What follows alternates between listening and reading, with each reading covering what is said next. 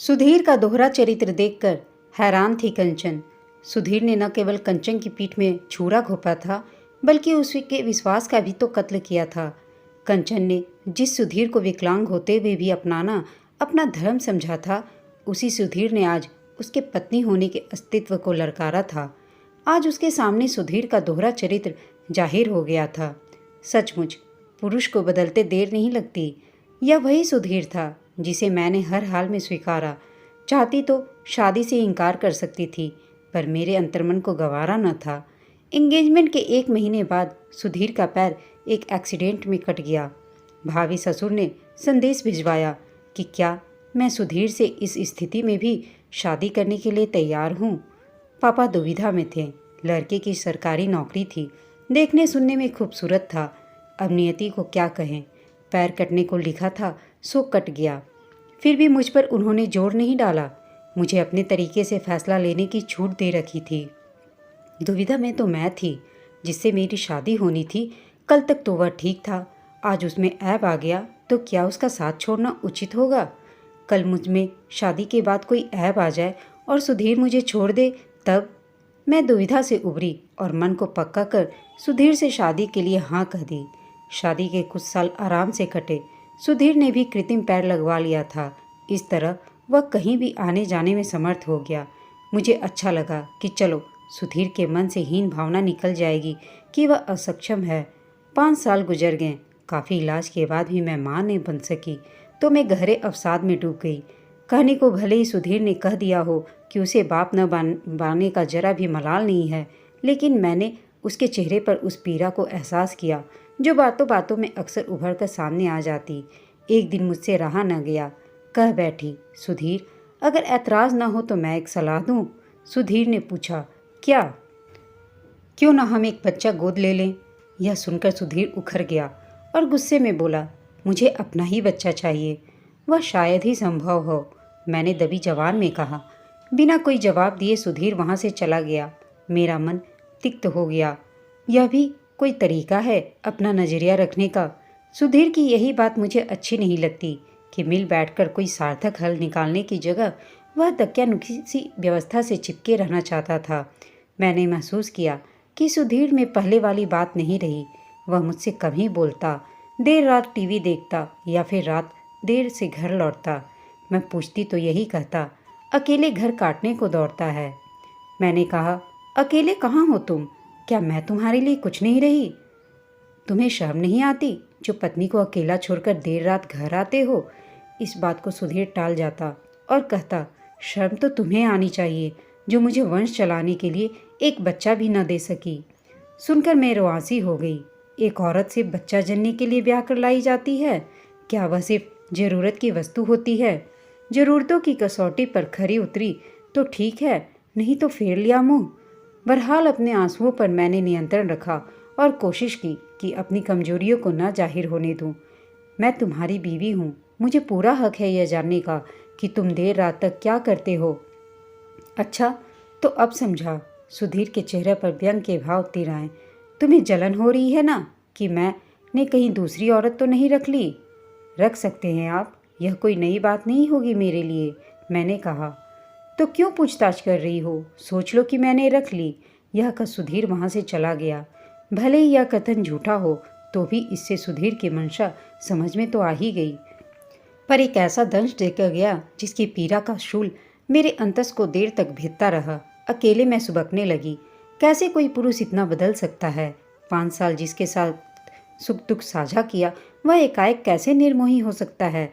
लाख कोशिशों के बाद भी मैं इस सवाल का जवाब न ढूंढ सकी। किसी तरह मैंने अपने आप को संभाला। सुधीर में ऐब देखने के बाद भी उसे अपना जीवन साथी बनाया। एक दिन सुधीर के एक दूर के रिश्ते की मामी की लड़की सुनीता आने वाली थी। बिन बाप की लड़की थी वह। उसे बीएड करना था, इस लिहाज से वह 1 साल रहेगी। मामी जी ने सास से कहा, दीदी बिन बाप की बेटी है, तुम लोग चाहोगे तो अपने पैरों पर खड़ी हो जाएगी, वरना मेरे पास तो कुछ भी नहीं है जिसके बल पर उसका ब्याह भी कर सकूं। पढ़ाई लिखाई का ही भरोसा है, पढ़ लिख कर कम से कम अपना पेट पाल तो सकेगी। कहकर मामी जी रुआंसी हो गई। मेरी सास ने उन्हें ढांढस बंधाया। मेरी सास सुधीर की तरफ मुखातिब हुई, सुधीर तुम सुनीता को उसका कॉलेज दिखा दो। बेटा यहाँ आने जाने के लिए रिक्शा तो मिल जाता होगा। मामी जी मुंह बनाकर बोली। नहीं मिलेगा तो मैं छोड़ आया करूँगा। सुधीर ने एक नज़र सुनीता पे डाली तो वह मुस्कुरा दी। यही सब सोच कर आई थी कि यहाँ सुनीता को कोई परेशानी तो नहीं होगी, तुम सब लोग उसे संभाल लोगे। मामी जी भावुक हो उठी। वे आगे बोली, सुनीता के पापा के जाने के बाद तुम लोगों के सिवा मेरा है ही कौन। रिश्तेदारों ने सहारा न दिया होता तो मैं कब की टूट चुकी होती। यह कहकर वह सुबकने लगी। सुनीता ने उन्हें डांटा, हर जगह अपना रोना लेकर क्यों बैठ जाती हो। क्या करूं, मैं अपने आप को रोक नहीं पाती। आज तेरे पापा जिंदा होते तो मुझे इतनी भागदौड़ न करनी होती। आप कोई गैर थोड़ी हैं जीजी। हम सब सुनीता का वैसे ही ख्याल रखेंगे जैसे आप उसका घर पर रखती हैं। मेरी सास ने तसल्ली दी। वे आंसू पोंछने लगीं। 2 दिन रहकर मामी जी बरेली चली गई। सुधीर ने सुनीता को उसका कॉलेज दिखलाया और दाखिला करवा दिया। उसकी ज़रूरतों का सामान खरीदा। निश्चय ही रुपये सुधीर ने खर्च किए होंगे, मुझे कोई ऐतराज़ नहीं था। मगर इस बहाने वह सुनीता का कुछ ज़्यादा ही ख्याल रखने लगा। उसके खाने पीने से लेकर छोटी छोटी ज़रूरतों का ख्याल रखता। पत्नी से ज़्यादा गैर को तवज्जो देना मेरे लिए असहनीय था। मेरी सास भी उसी की होकर रह गई थी। न जाने माँ बेटे के बीच क्या चल रहा था। एक दिन मुझसे रहा न गया तो मैं बोल पड़ी, सुधीर, सुनीता क्या मुझसे ज़्यादा अहमियत रखने लगी है तुम्हारे लिए। तुम अच्छी तरह जानती हो वह बिन बाप की बेटी है। सुधीर बोला, तो क्या बाप की भूमिका निभा रहे हो। मैंने भी व्यंग किया। तमीज़ से बात करो। वह उखर गया। चिल्लाओ मत। मैंने भी अपना स्वर ऊंचा कर लिया। वह संभल गया, बोला, आहिस्ता बोलो। अब आए रास्ते पर यह मत समझना कि तुम कुछ भी करोगे और मैं चुपचाप तमाशा देखते रहूँगी। क्या किया है मैंने, अपने दिल से पूछो। वह अनजान बनने की कोशिश करने लगा। मासूम बनकर सुनीता को बरगलाओ, मुझे नहीं, मैं तुम्हारी नीयत से वाकिफ़ हूँ। पिछले 1 हफ्ते से सामान लाने के लिए कह रही हूँ, क्या तुम लाए। उसने कहा, मैं भूल गया था। आजकल तो सिर्फ सुनीता की ज़रूरतों के अलावा तुम्हें कुछ याद ही नहीं रहता। बार बार उसका नाम मत लो वरना। सुधीर ने दांत पीस बात बढ़ते देख वह कमरे से बाहर निकल गया। कायर पुरुषों की यही तो पहचान होती है, वे मुंह छिपाकर भागने में ही भलाई समझते हैं। सुधीर अपनी माँ के कमरे में आया। बहुत बदतमीज है, मेरी सास बोली। 4 दिन के लिए आई है, उसे भी चैन से नहीं रहने देती। वह क्या सोचेगी। सिर पर हाथ रखकर वे बैठ गईं। न जाने क्या सोचकर वे थोड़ी देर बाद मेरे कमरे में आईं। क्यों बहू, तुम्हारे संस्कार यही सिखाते हैं कि अतिथियों के साथ बुरा सलूक करो। आपका बेटा अपनी पत्नी के साथ क्या कर रहा है, क्या आपने जानने की कोशिश की। सास ने पूछा, क्या कर रहा है, क्या नहीं कर रहा है, कुछ भी तो छिपा नहीं है आपसे। सुनीता को सिर माथे पर बिठाया जा रहा है, वहीं मेरी तरफ ताकने तक की फुर्सत नहीं है किसी के पास। यह तुम्हारा वहम है। हकीकत है माँ जी, हकीकत ही सही। इसके लिए तुम जिम्मेदार हो। सुनीता को मैं यहाँ लाई हूँ, बेवजह उसे बीच में मत घसीटो। तुम अच्छी तरह जानती हो कि पति पत्नी के बीच रिश्तों की डोर औलाद से मजबूत होती है। तो क्या यह संभावना सुनीता में देखी जा रही है, मैंने पूछा।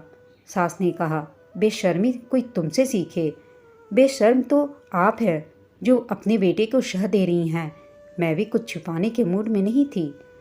उस सास ने कहा, ऐसा ही सही, तुम्हें रहना है तो रहो। रहूंगी तो मैं यहीं, देखती हूँ मुझे कोई मेरे हक से कैसे वंचित करता है। अति भावुकता के चलते मेरी रुलाई फूट गई। बिस्तर पर लेटे लेटे सोचने लगी। एक मैं थी जो यह जानते हुए भी कि सुधीर विकलांग है उसे अपनाना अपना धर्म समझा। वहीं सुधीर मेरे बांझ मन को इतनी बड़ी विकलांगता समझ रहा है कि मुझसे छुटकारा पाने तक की सोचने लगा है। इतनी जल्दी कैसे बदल सकता है सुधीर। यह वही सुधीर है जिसने सुहाग रात वाले दिन मुझसे यह वादा किया था कि हमेशा मेरा साथ रहेगा। मेरे माथे को चूम कर कहा था, यह मेरा सौभाग्य है कि मुझे तुम जैसे विशाल हृदय वाली जीवन संगनी मिली। मैं तुम्हें यकीन दिलाता हूँ कि कभी अपनी तरफ से तुम्हें शिकायत का मौका नहीं दूंगा। आज सुधीर इतना गिर गया कि उसे रिश्तों की मर्यादाओं का भी ख्याल नहीं रहा। माना कि दूर के रिश्ते की मामी की लड़की है सुनीता, पर जब नाम दे दिया तो उसे निभाने का भी संस्कार हर माँ बाप अपने बच्चों को देते हैं। पता नहीं मेरी सास को क्या हो गया है, सब जानते हुए भी अनजान बनी है। एक दिन अचानक पापा की तबीयत खराब हो गई। भैया ने बुलाया तो मायके जाना पड़ा। एक बार सोचा अपनी पीड़ा कहकर मन हल्का कर लूं, पर हिम्मत न पड़ी। पापा तनावग्रस्त होंगे, पर भाभी की नज़रों से मेरी पीड़ा छिप न सकी। वे एकांत पाकर मुझसे पूछ बैठी। पहले तो मैंने टाल मटोल किया, लेकिन आखिर कब तक।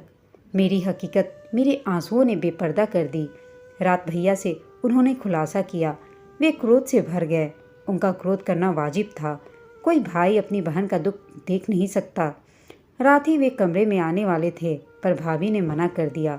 सुबह नाश्ते में उन्होंने सुधीर का जिक्र छेड़ा। तू अब उसके पास नहीं जाएगी, फ़ोन लगा, मैं उस बेहूदे से अभी बात करता हूँ। मैंने किसी तरह उन्हें मनाया। 1 महीना रहकर मैं वापस अब भरे मन से ससुराल जाने लगी तो भाभी मुझे सीने से लगाते हुए बोली, दीदी चिंता की कोई ज़रूरत नहीं, आपके लिए इस घर के दरवाजे हमेशा के लिए खुले हैं। भाभी को माँ का दर्जा यूं ही नहीं दिया गया है। मैं खुद नहीं खाऊंगी, पर आपको भूखा नहीं रखूंगी, यह मेरा वादा है। आप निसंकोच चली आइएगा। मैं कोशिश करूंगी भाभी कि मैं उसे सही रास्ते पर ले आऊं। भरे कंठ से मैं बोली। ससुराल में आकर जो दृश्य मैंने देखा तो मेरे पैरों तले जमीन खिसक गई। सुनीता की मांग में सिंदूर भरा था, तो क्या सुधीर ने सुनीता से शादी कर ली? सोचकर मैं सिहर गई। मैं तेजी से चलकर अपने कमरे में आई। देखा सुधीर लेटा हुआ था। उसे झकझोर कर उठाया। यह मैं क्या देख रही हूँ? सुनीता की शादी कब हुई? कौन है उसका पति?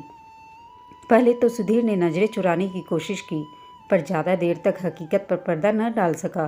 बेशर्मों की तरह बोला, तुम जो समझ रही हो वह सच है। सुनीता से तुमने शादी कर ली? सुधीर ने कहा, हाँ। मेरे रहते हुए तुम्हारी हिम्मत कैसे हुई?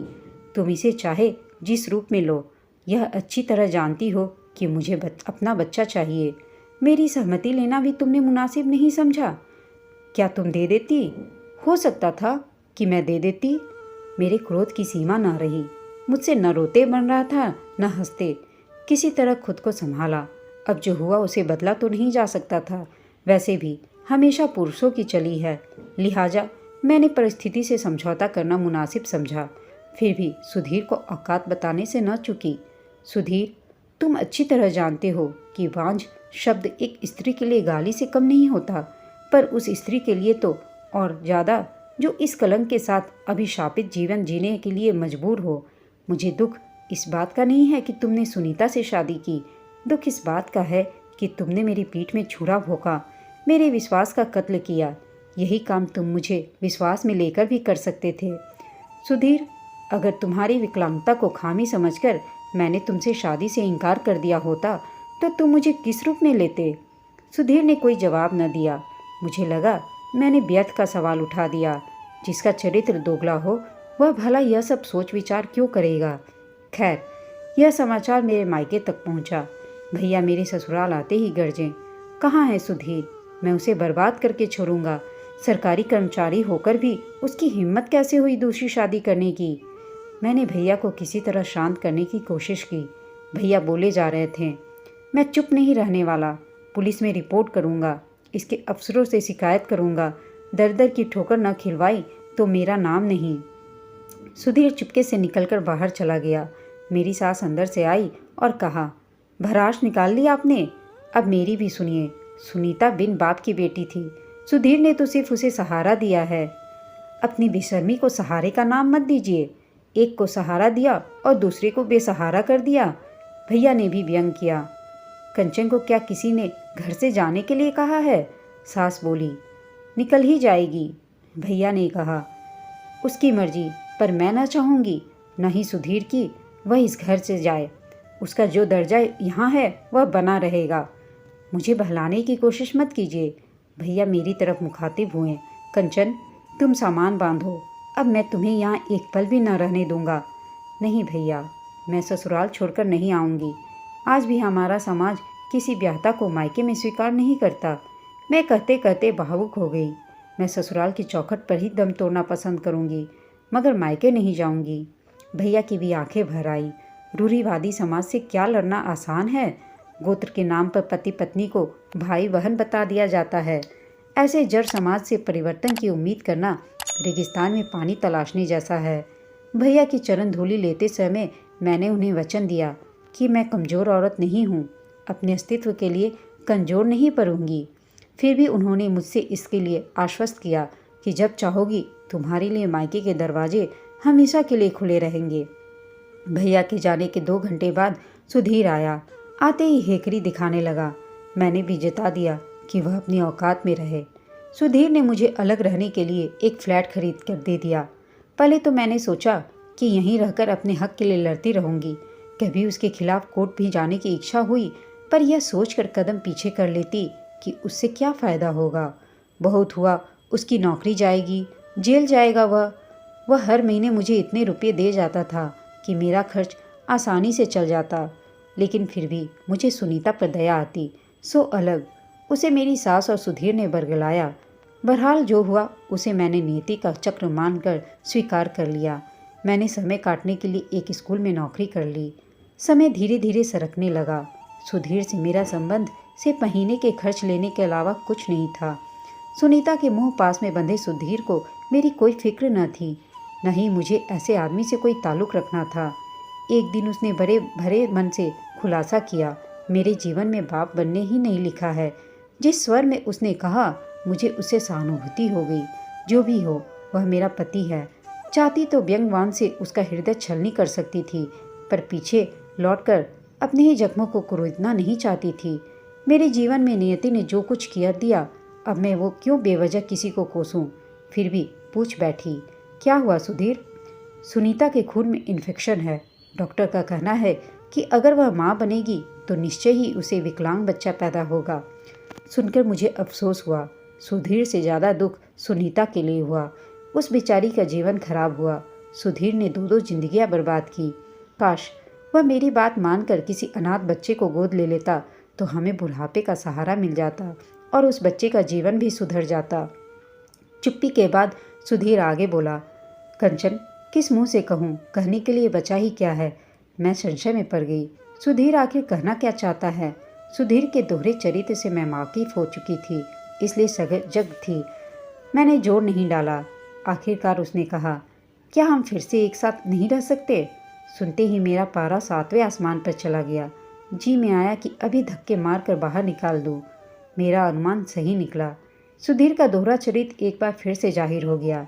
किसी तरह अपनी भावनाओं पर काबू करते हुए मैंने उससे सवाल किया, इस हमदर्दी की वजह? हमदर्दी नहीं, हक। यह सुधीर की बेशर्मी की पराकाष्ठा थी। स्त्री व पुरुष के मूल स्वभाव में यही तो फर्क होता है। तभी तो सारे व्रत जैसे करवा चौथ, तीज सिर्फ औरतों से करवाए जाते रहे। औरतों की ममता को 1000 बंधनों में बांधकर उन्हें पंगु बनाकर रख दिया गया। पर मैं भावुकता में नहीं बही। जब सुनीता को ले आए तब मेरा हक का ख्याल नहीं आया तुम्हें? मैं भटक गया था। बड़ी मासूमियत से वह बोला, अब गलती सुधारना चाहते हो? वह चुप रहा। मैं उसके चेहरे के पल पल बदलते भाव को बखूबी पढ़ रही थी। व्यर्थ बहस करने में से अच्छा है कि सब कुछ जानना उचित रहेगा। वह बोला, मैं चाहता हूँ कि तुम टेस्ट ट्यूब तकनीक से माँ बन जाओ। मुझे हंसी सूझी, साथ में रंज भी हुआ। वह हतप्रभ मुझे देखने लगा। मैंने कहा, तीसरी शादी कर लो, मेरी राय में यही ठीक रहेगा। कंचन, मुझे माफ़ कर दो। मैंने तुम्हारे साथ बहुत नाइंसाफ़ी की है। माफ़ कर दिया तुम्हें। तो क्या तुम? उसका चेहरा खिल गया। जैसा तुम सोच रहे हो वैसा कुछ नहीं होने वाला। अच्छा होगा तुम मुझे मेरे हाल पर छोड़ दो। तमाम कोशिशों के बाद भी जब उसकी दाल नहीं गली तो भरे कदमों से चलकर फाटक की तरफ बढ़ा। मुझसे रहा न गया, अपने मन की बात कह दी। सुधीर, सौतन लाके तुमने पत्नी के अस्तित्व को गाली दी है। तुम्हारे बाप बनने की हसरत कभी पूरी नहीं होगी। उसके जाते ही बिस्तर पर पड़कर मैं फूट फूट कर रोने लगी। दोस्तों, आपको यह कहानी कैसी लगी हमें कमेंट करके बताइएगा। साथ ही कहानी अच्छी लगी हो तो इसे लाइक ज़रूर कीजिएगा। अगर चैनल पर नए हैं तो चैनल को सब्सक्राइब प्लीज़ कर दीजिएगा। कहानी सुनने के लिए आप सबका धन्यवाद।